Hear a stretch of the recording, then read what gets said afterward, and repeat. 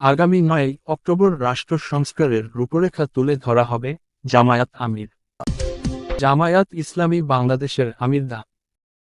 শফিকুর রহমান বলেছেন, এই অন্তর্বর্তী সরকার দেশ শাসনের জন্য আসেনি, তারা একটা ভোটের পরিবেশ তৈরির জন্য এসেছে।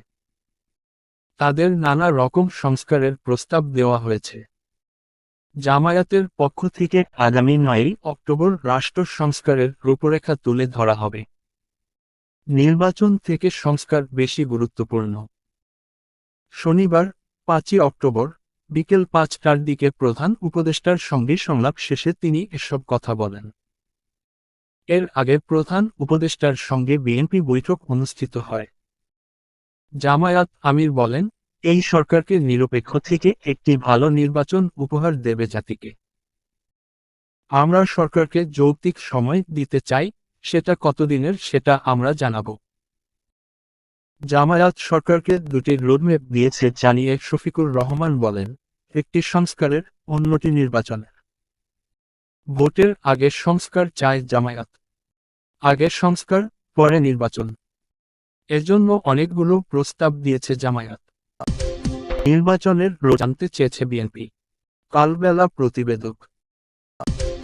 ছবি, কালবেলা। অন্তর্বর্তী সরকারের প্রধান উপদেষ্টা অধ্যাপক ড.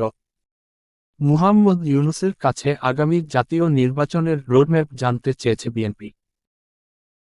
শনিবার ৫ই অক্টোবর প্রধান উপদেষ্টার সঙ্গে সংলাপ শেষে উপস্থিত সাংবাদিকদের এ তথ্য জানান বিএনপি মহাসচিব মির্জা ফখরুল ইসলাম আলমগীর।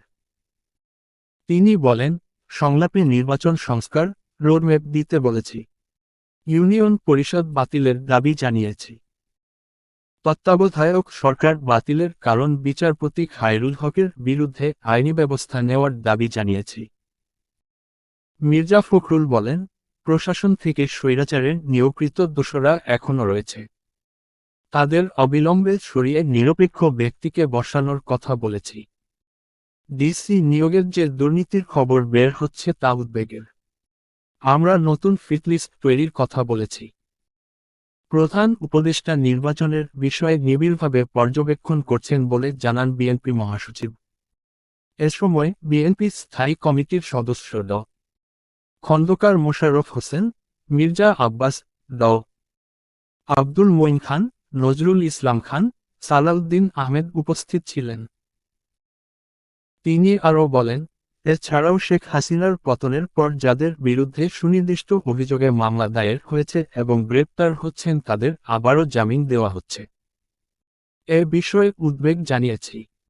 দুর্গাপূজা উপলক্ষে নিরাপত্তা জোরদার ও নিশ্চিতকরণের প্রস্তাব করেছি।